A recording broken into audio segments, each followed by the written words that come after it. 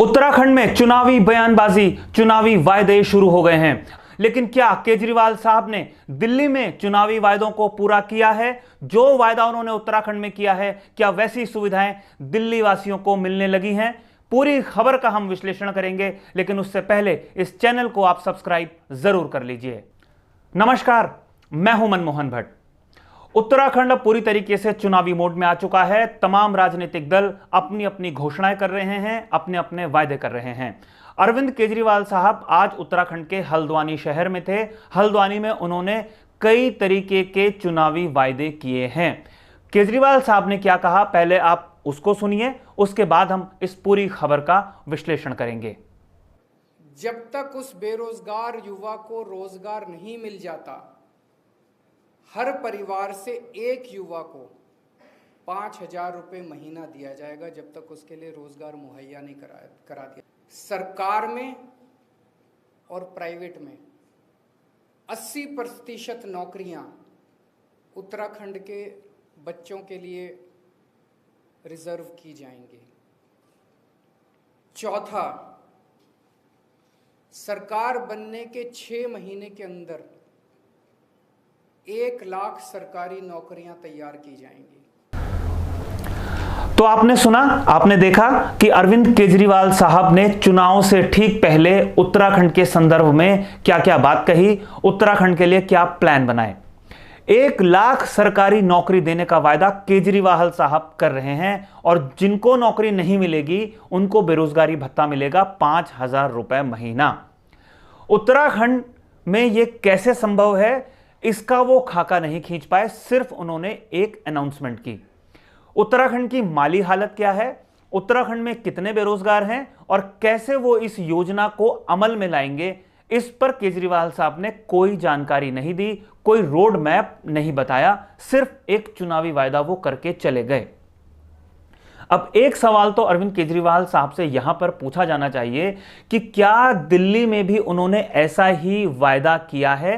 क्या दिल्ली में भी उन्होंने इसी तरीके से बेरोजगार युवाओं को 5,000 रुपए बेरोजगारी भत्ता दिया है? दिल्ली में सरकारी आंकड़ों के मुताबिक करीब 14 लाख लोग बेरोजगार हैं। और क्या दिल्ली में 1 लाख नौकरियां सृजित कर पाई है केजरीवाल सरकार? यह जवाब केजरीवाल साहब को देना होगा। अगर इसका जवाब सकारात्मक रूप से आता है तो भी केजरीवाल साहब को यह बताना होगा कि उत्तराखंड जैसे गरीब प्रदेश में कैसे इन चुनावी घोषणाओं का, इन चुनावी वायदों का पूरा किया जाना संभव है। कुछ आंकड़े मैं आपके सामने रखने की कोशिश करूंगा जो उत्तराखंड की आर्थिक स्थिति को बहुत स्पष्ट रूप से बता देंगे। उत्तराखंड सरकार का जो कुल बजट है, सालाना बजट है, वो 57,000 करोड़ रुपए का बजट है। उत्तराखंड सरकार के ऊपर करीब 55-56 हजार करोड़ रुपए का कर्जा भी चढ़ा हुआ है, और इस कर्जे की अदायगी के लिए भी कई बार कर्जा लेना पड़ता है। ब्याज की अदायगी के लिए भी सरकार को कर्जा लेना पड़ता है। तो इतने भारी कर्ज के दबे बोझ से उत्तराखंड सरकार जूझ रही है। कैसे वो बेरोजगारी भत्ता दे पाएगी और कैसे 1 लाख लोगों को नौकरी पर रख पाएगी, यह अपने आप में एक बड़ा सवाल है।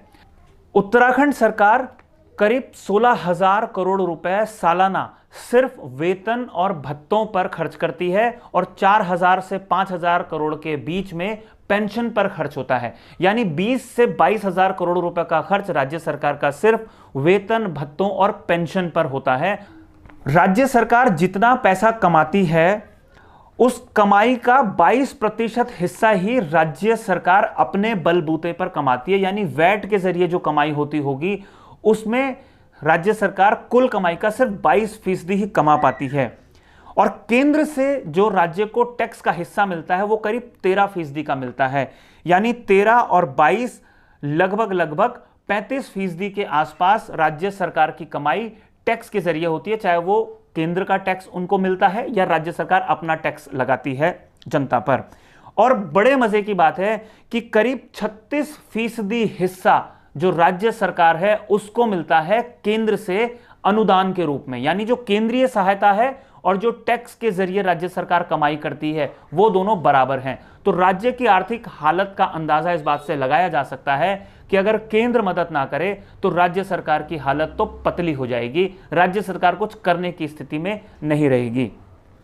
वेतन और भत्तों में 30% का पैसा खर्च हो जाता है राज्य सरकार का, पेंशन में 13% का पैसा खर्च होता है और जो सरकार ने कर्जा लिया हुआ है 10 से 11% का पैसा वहां पर खर्च हो जाता है। पर तो सरकार के पास बचता सिर्फ पूरे बजट का 45% ही है और उन 45% में एक बड़ा योगदान केंद्र का होता है, जो केंद्र की सहायता उत्तराखंड को मिलती है।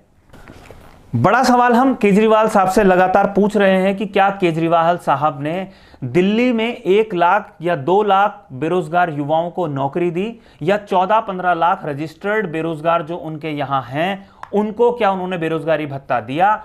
अगर दिल्ली में ऐसा करना संभव नहीं हुआ तो उत्तराखंड में संभव कैसे होगा? इस बात का जवाब केजरीवाल साहब और उनकी टीम को देना होगा।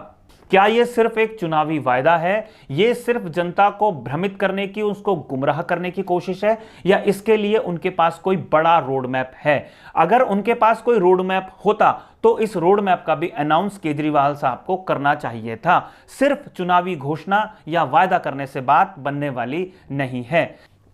अब देखना यह होगा कि केजरीवाल साहब के इस चुनावी वायदे का भारतीय जनता पार्टी और कांग्रेस क्या जवाब देती है और जनता आम आदमी पार्टी या केजरीवाल साहब की बातों में कितना विश्वास करती है। यह आने वाले समय में ही पता चलेगा। जब चुनाव होंगे, जब चुनाव के परिणाम आएंगे तो तस्वीर बिल्कुल शीशे की तरह साफ हो जाएगी। लेकिन आज 2 सवाल बनते हैं। क्या केजरीवाल साहब कोई रोड मैप भी लेकर आए हैं कि कैसे आमदनी बढ़ेगी? और बीजेपी और कांग्रेस से भी यह सवाल पूछा जाना चाहिए कि आखिर 20-21 वर्षों में उन्होंने राज्य की आमदनी बढ़ाने के लिए क्यों अतिरिक्त उपाय नहीं किए? आज की रिपोर्ट में फिलहाल इतना ही। अगली रिपोर्ट में आपसे एक बार फिर मुलाकात होगी। तब तक के लिए नमस्कार।